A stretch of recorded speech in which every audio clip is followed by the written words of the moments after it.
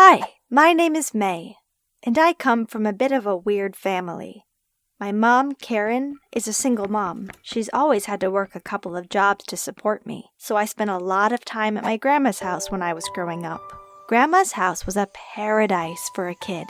She lived in the suburbs of the town in this cool little cottage that looked like something out of a fairy tale. To get to her house, you had to drive down a dirt road that crisscrossed streams and took you over mythical-looking bridges. My grandma's always been a little eccentric, but as a kid, that was the best thing I could have asked for. We'd play in the woods all day long. She'd talk to the animals as if she was having a full-on conversation with them, and sometimes it kind of seemed like she was. We'd go into her house, and she'd lay crystals out in the window and dry herbs in the rafters. She'd even let me help her make different herbal remedies for sick people in the town. For most of my childhood, everything was perfect. But then, things started getting kind of weird. Once I hit middle school, I still loved doing those things with my grandmother, but the kids in my class had started to hear about the witch that was living in the woods. I always thought the stuff she did was cool, but it seemed like everyone else thought it was nerdy and creepy. To make matters worse, pretty much everyone knew that I was with her every day after school. I started having to laugh off their taunts when they would call my grandmother a hag or evil, but deep down, it really hurt. My grandmother had practically raised me. On top of that, I started to hear weird things in the woods. At least, I thought I did. It was probably some fox or other animals calling out at night, but the sounds made me anxious. My brain scrambled them into voices of monsters, and it made me feel like I was constantly being watched. When I texted Grandma about it one morning, she showed up to pick me from school like always, but she immediately hopped out of the car and started cleansing me with herbs in front of everyone. I was absolutely mortified. All my classmates watched in mocking shock and amazement while I stood there in the cloud as my grandma rushed around me in a frenzy, chanting like a crazy person. I knew the purpose of what she was doing. She likes to use tradition and natural herbs, but I could understand why it made her look like an alien to everyone else. My classmates started taping pentagrams and other creepy stuff on my locker. I'd watch them all giggle as I tore it down. And some people even started talking about the Salem witch trials, saying they thought it was time for a second round. Honestly, I started to get scared and embarrassed. What if my grandma really was a freak? Was she rubbing off on me? Was she actually a witch? I asked my grandma to start picking me up down the street, and at first, I felt really bad about it. But as time progressed, and the taunting didn't stop, I knew I made the right choice by distancing that part of my life from my school life. Once I hit high school, I barely spent time with my grandma anymore. I was old enough to be home by myself, so she didn't need to pick me up, and I didn't need to go over at all. Around that time is where I met Jason. Jason was one of the cool kids. He always had been. And even though kids still remember me as the witch girl, it's almost like enough time had passed that they all started to forget about it. Jason was my chance to live a normal life. I felt like as soon as I became his girlfriend, people would start to like me. I would finally be cool. So when Jason invited me out, I jumped on it. He invited me to ride past curfew in a fancy car with his older friends to go egg a house. And they told me they always do it for fun. Just that was 10 times cooler than anything I had ever done. But when we turned the corner down a familiar dirt road, my heart sank. Everyone started throwing eggs at my grandmother's house, and I felt the disgust and panic set in. Jason nudged me and handed me an egg. Everyone looked at me, waiting for me to react. If I said no, if I didn't do it, would that make me the weird kid all over again? I tossed the egg and watched it splatter against the house. I instantly felt ashamed, but all the cool kids cheered and Jason grabbed my hand. The more I hung out with Jason's group, the more creepy stuff started happening around town. Weird occult symbols started showing up on banners, houses, fences. It seemed like they were everywhere. On top of that, pets were going missing almost every day. Instantly, everyone was whispering about how the witch at the edge of town was the reason, and I didn't tell them it wasn't. Could it really be my grandma? Once the cops got involved, it seemed like every day I was hearing the blame get placed on my grandma. I tried to avoid talking about it as much as possible. I started ignoring her calls. I tried to divert any conversation my classmates had away from her. I was focusing so much on avoiding it that I never could have expected what would happen during the school play. Opening night, I stepped onto the stage in the lead role and was shocked to see my grandma in the audience. Seeing my grandma and my classmates in the same room instantly made my stomach sick. As the play went on, I couldn't help but notice my classmates and even their parents glancing in her direction. When I announced the intermission, everything fell apart. People started yelling at my grandma, asking why she was taking their pets, why she was leaving her weird symbols all over town. They accused her of sacrificing the animals in some ritual. I stood with my mouth open, shocked and wounded. Could my grandma have done all that?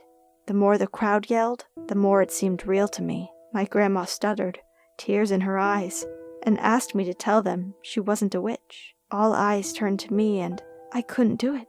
In a meek, broken voice, I asked, "Why are you doing this? Why do you have to be such a creep?" In a whirlwind, she ran out of the theater, and I felt my heart sink. Had I really done that to her? But really, she was the only logical explanation. If I hadn't said anything, would everyone have thought I was in on it? The rest of the play was canceled, and I went home. I couldn't sleep. I couldn't think. I just felt empty and bitter inside. A few days passed, and my mother told me that Grandma was moving out of town. She thought it would be best for her. I couldn't help but feel the entire thing was my fault. Guilt I felt was so overwhelming. So I decided to go to Jason's late one night and talk it out with him.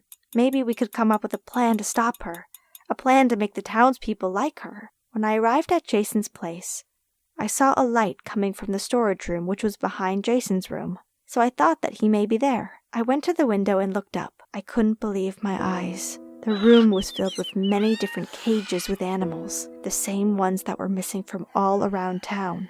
Jason noticed my presence and rushed to me, afraid and flustered, trying to explain everything. I didn't want to hear anything from him. When he realized I wasn't going to listen or forgive, he got mean. As I walked away, he swore he would make me the weird kid again. No one would talk to me, and on top of that, he was going to frame my grandma, and I knew he could. I realized I needed to come up with a plan of my own. I turned around and stood my ground. I took out my phone and hit record. I streamed live to everybody, calling Jason out for pinning his actions on an old woman, for betraying my trust. Person after person joined, disgusted by him. But I soon became disgusted with myself. "You put the final nail in your grandma's coffin," Jason yelled at me. Jason was right. I had gotten into the mob mentality. I had demonized my own grandma and pretended I didn't like something that I loved just because other people didn't understand it. I stopped the stream and raced over to my grandma's. When I got there, I found her packing up the final items in her house. I begged her to stay. I told her I loved everything about her. I didn't think she was creepy. I had been trying to fit in with people who weren't worth my time and didn't understand me. I begged for her forgiveness, and she instantly took me in her arms. She let me cry on her shoulder as I apologized, and she completely accepted it. She told me she knew I would be back. When I asked her how, she winked over her shoulder and said, "I saw it in my crystal ball." Have you been in a similar situation where you hurt someone because you were trying to fit in? How's your relationship with your grandma? Hi y'all, I'm Joanna. Have you ever been so badly deceived by someone that it made you question your entire life? Where you wanted to help someone so desperately but they turned on you and betrayed you? Well, this happened to me not too long ago. Because I was in a relationship with a criminal from prison. I know this might seem crazy and very stupid, but you can say that the problem started with the way I was raised. You see, I'm a nice girl. Too nice, some might say. My mom always taught me that God is found in helping others, and I truly believed that. I mostly learned this from seeing how my mom treated my father. The thing is, he wasn't the best husband. He got drunk all the time and made a lot of mistakes. Despite her struggles with him, she always said that he had problems and he needed help. She wanted to fix him. Like mother, like daughter, they say. Which I used to laugh at, but before long, I discovered that I was just like her. And actually, kinda worse. Everything began the day my best friend Debbie was visiting for a girls' night. We were talking about dating, and we decided to look up some dating websites for fun. And that's when we stumbled across something that seemed interesting. We found an inmate dating website in prison.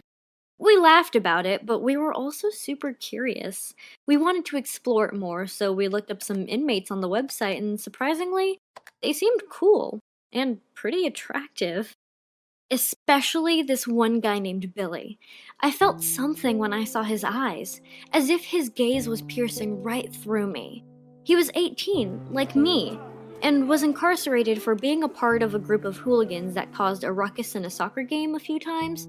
The first 2 times it happened, he just got reprimanded, but on the third time, he was convicted and sentenced for rehabilitation in prison. Debbie and I decided to create a profile and send him a message just to see what might happen. But we didn't get any reply. We kept on looking at other profiles too until Debbie decided it was late and she had to leave. Days went by and I forgot about the whole thing. Until one morning, a letter in the mail came for me. It was from the prison. I hid it quickly so my parents wouldn't see it, and I went up to my room to read it. The letter was from Billy. He wrote back saying that he would love to get to know me. Wow, that was such an insane moment. A rush of adrenaline went through my body when I thought about writing back to him. I should have forgotten about it all after Debbie had left, but I couldn't help myself. I was curious about this person. Quickly, I wrote him a letter and sent it, and shortly after, I received another reply. I felt excited each time I saw a new envelope in my mailbox, and before I knew it, I was hooked. He was a real person with real feelings, and soon enough, I felt like Billy and I had an amazing connection. I don't exactly remember how it happened, but things escalated quickly, and before I knew it, I was on a roller coaster of emotions. It felt so intense and intimate, this bond that we'd formed. We shared everything, including our deepest secrets. The way he expressed himself through words made me so happy. I would give him advice and he would be grateful. I would sneak out and hide during work just so I could read his messages and write back to him. After a few months, he asked me to meet him in prison since he got visitation privileges for good behavior. I hesitated. I mean, prison is pretty scary, so I declined his offer. But later on, I felt like it was a step that I needed to take. However, I didn't tell him about it because I decided I wanted to go there and give him the biggest surprise of his life. Before our meeting, I was a nervous wreck. I dressed up in my favorite outfit, a white dress with little yellow flowers on it. I put a bow in my hair and made it bouncy and shiny, and put just a smudge of makeup and lip gloss on. In my hands, I carried the small cake I baked the night before, his favorite kind of cake, moist and delicious with poppy seeds. When I got to the prison's visitor entrance, I was a little shocked by the guards. A large female guard searched me. She patted my body all over, looked inside my bags, and even poked the cake with a stick. All kinds of thoughts were running through my head, and many times, I couldn't believe I was doing this. When I asked her what was going on, she said, "It's protocol, ma'am, just making sure there's no contraband inside. You'll be surprised how they smuggle things inside here." Then I heard the most disturbing thing. One of the guards said to the other one, "That Billy is a regular Brad Pitt." I couldn't make out the rest of the sentence, but it sounded like second girl or the girls.